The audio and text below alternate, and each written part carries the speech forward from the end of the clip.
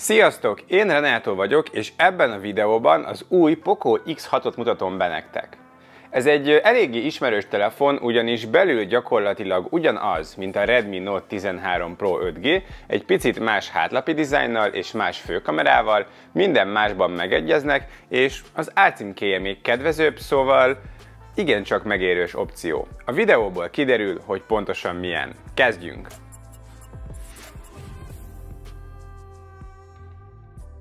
A kicsomagolás szokásos. Poco doboz, felül egy kisebb doboz, benne a szimtű, papírok és a szürke szilikontok, alatta a telefon egy tasakban, legalul pedig a 67 wattos töltőadapter és a hozzávaló töltőkábel. Teljes csomag, minden van, ami a telefon használatához kellhet. A design az gyakorlatilag a Note 13 Pro 5G egy az egyben, ugyanaz a kamerasziget, ugyanaz a forma és a méretek, csak más a hátlap design, könnyen felismerhető Poco, megvan ez a fekete rész a Poco felirattal. Az összeszerelés remek, kellemes a fogása, az ergonómia jó. A hátlap fényes műanyag, nagyon vonzza az ujjnyomatokat, a keret matra festett műanyag, az előlap pedig Gorilla Glass Victus üveg, ami elég dicséretes ebben a szegmensben, ráadásul még egy fólia is van rajta gyárilag. Vízállóság tekintetében IP54 szabvány tud, azaz a ráfröccsenő víz ellen védett, de vízbe meríteni nem szabad. Felül egy hangszórórács, egy infraport, valamint egy jack is található, jobb oldalon a gombok, lent pedig a másik hangszóró, a töltőport és a SIM-tálca. A kijelző egy kiemelkedő darab ebben az árszegmensben, minden téren. Vékonyak a kávák, a felbontása Full HD Plus fölött van 1220p-s 6,67 hüvelykes képátlóval, ez 446 pixel per inch képsűrűséget jelent, azaz nagyon-nagyon éles a képe. 1800 nites csúcsfénysűrűséget is tud, ami kiemelkedően magas ezen a szinten, és könnyen leolvasható tűző napon is. Van adaptív képfrissítés is, valamint Dolby Vision és HDR10 Plus szabvány. Kivételes minősége van, a megjelenő tartalmak minden szempontból gyönyörűek, remek színek, élesség, dinamika jellemzi, mindenben nagyon erős a Poco X6 kijelző fronton, ennyi pénzért szerintem jelenleg nincsen ennél jobb. Egy hátránya van, az Always On kijelző csak 10 másodpercig tud aktív maradni, tehát nincs mindig bekapcsolt opció, hiába hívják így. A kijelző alatt van az új lenyomat olvasó szenzor, jól, gyorsan működik, csak egy picit alacsonyan van a helye, ideálisabb lenne, hogyha egy kicsit mondjuk egy centivel feljebb került volna. Hangzás, ahogy előbb mutattam, sztereó, van Dolby Atmos támogatása, kellemesen szól, a középkategóriában a jobbak közé sorolnám. Hardware.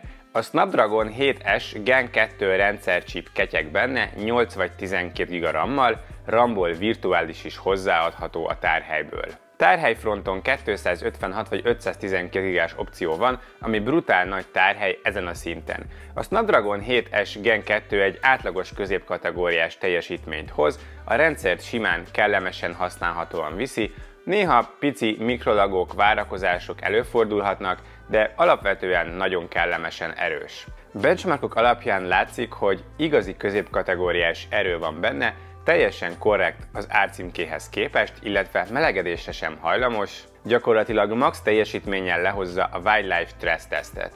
Játszani is bátran lehet vele, közepes beállításokkal mindent simán visz, néhány játék max beállításokkal is játszható. Aszfalt 9-et próbáltam rajta, alapbeállításokon tökéletesen futott bőven 60 képkocka fölött. Adatkapcsolat szempontjából ugye adott az 5G Dual SIM, Wi-Fi-ből AC szabvány a legújabb, kár, hogy 6-os nincs benne, illetve Bluetooth-ból 5.2-es került beépítésre. A hívások minősége és a GPS jó volt a teszt alatt. Virtuális közelségérzékelő van a telefonban, de a teszt során ez jól működött. Szoftver. Alapvetően a Xiaomi MIUI oprendszere jó, stabil és rengeteg testre-szabási lehetőség van benne, és jó használni, egyelőre a biztonsági frissítéssel is gyorsak voltak, mert február elején már a januári biztonsági csomag volt a telefonon. Ami viszont gond, hogy nem Android 14-jel, hanem csak Android 13-mal jelent meg, és 3 fő szoftverfrissítést kap majd, így csak Android 16-ig lesz támogatott, ami majd 2 év múlva már jön is. A másik, hogy rengeteg előre telepített felesleges gagyi alkalmazás van, igaz, ezek törölhetők, valamint az oprendszerben továbbra is vannak reklámok a Xiaomi gyári alkalmazásaiban. És a gyári appok egy része is elég kérdőjeles, plusz van egy újfajta Xiaomi bolt, az App Mall, ennek indításakor is további appokat javasol telepíteni, feltétlen szükségesnek jelölve, hát nézzétek meg, hogy miket tart annak. Hát oké. De ezektől eltekintve ez egy jó rendszer, nincsen vele gond, és a multitasking, lebegőablak, van minden, szuperül működnek. Részletesebben a MIUI videómban foglalkoztam vele, ide klikkelve meg tudod nézni. Aksi terén egy 5100 mAh darab került bele idén, ez körülbelül max. Másfél nap üzemidőt tud átlagos felhasználás esetén. A PC Mark üzemidőteszt is ezt mutatja, átlagos eredményt hozott, viszont jobban teljesített, mint a Note 13 Pro 5G, amit furcsálok, mert az ugyanez a telefon, ugyanezzel az aksival, de valamiért a Poco tovább bírta. Ez már egy frissebb MIUI verzióval futott, szóval lehet, hogy egy kicsit csiszoltak az energiahatékonyságon, én erre gondolok. A töltés 67 wattos, a teljes feltöltés körülbelül 3/4 óra, ami jó érték. Pozitívum még a töltő megléte, negatívum pedig, hogy hiányzik a vezeték nélküli töltési lehetőség. Eddig gyakorlatilag szinte copy-paste a Redmi Note 13 Pro 5G-vel, de a kamerák terén van egy minimális eltérés. Bár a kamerasziget kialakítása, a lencsék helye és mérete az ugyanaz, a fő kamera itt nem egy 200, hanem egy kisebb 64 megapixeles szenzor, de optikai stabilizálást ez is kapott. A másik két hátlapi kamera megegyező, 8 megapixeles ultraszéles és egy 2 megapixeles makró van még, előlapon is ugyanaz a 16 megapixeles egység csücsül. Az elsődleges képein jók a színek, egész jó a dinamika és a kontraszt is, de kevesebb a részlet és lágyabbak a fotók, mint a 200 megapixeles Note 13 Pro 5G esetében.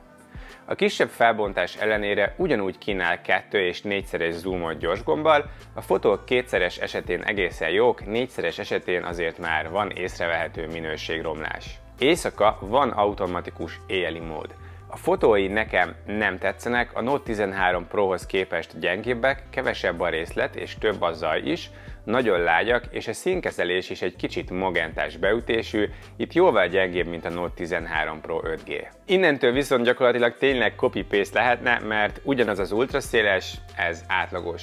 Jó fényekkel jó képeket készít, kellemes színekkel és dinamikával, de kevésbé élesek és sokkal lágyabbak a képek, valamint nem passzolnak a színek teljesen ezzel az elsődlegessel. Éjszaka az ultraszéles ugyanúgy zajosabb, kevesebb részlettel és nem annyira jó színekkel dolgozik. A makró felvételei 2 megapixelesek, ettől nyilván nem kell csodát várni. A portré móddal jól lehet fotózni, a hátteret jól el tudja választani és alapjáraton egészen jók a fotók. A selfie képek átlagosak, részlet az lehetne több, az jót tenne neki, de alapvetően rendben vannak ezek a képek. Videózni az elsődlegessel 4K30 képkockában is lehet. A felvételei szuperek a középkategóriában, sok a részlet, jók a színek és jó a dinamika is. A képstabilizálás 4K-nál is működik, viszont séta közben furcsán dolgozik, ugrál a kép, de álló helyzetben nagyon stabil felvételeket lehet vele készíteni.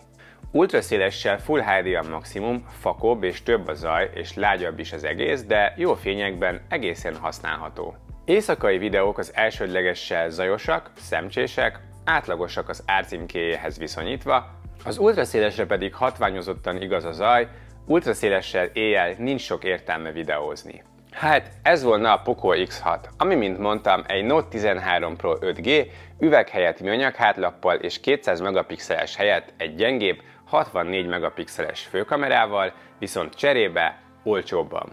Hivatalos ára ugyan még nincs a teszt időpontjában, de 110-120 ezer forintért már árulják a mobilboltok, én körülbelül 130 000 körülire satszolom majd a hivatalos árat. A tavalyi X5-höz képest minden téren fejlődött, ami nyilván remek, az árazás korrektnek tűnik, a Xiaomi a 2022-es kisiklás után úgy látszik visszatért a jó árérték arányú telefonok gyártásához, a kijelzője kiemelkedő, a teljesítmény rendben van, nagy a tárhely, gyorsan tölt, és az ára is jól néz ki, hátrány pedig csak a szoftveres támogatás, például a Samsungokhoz képest.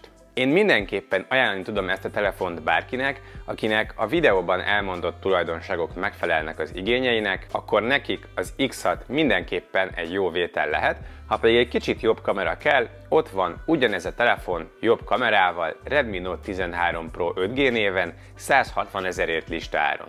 Te mit gondolsz a telefonról? Beszéljük meg a komment szekcióban. Köszönöm, hogyha végignézted a videót, hogyha tetszett, akkor kérlek nyomj rá egy lájkot az algoritmus miatt, és iratkozz fel a csatornámra, ha kíváncsi vagy még hasonló tech tartalmakra. Köszönöm szépen még egyszer is, legyen szép a napod, viszlát a következő videóban!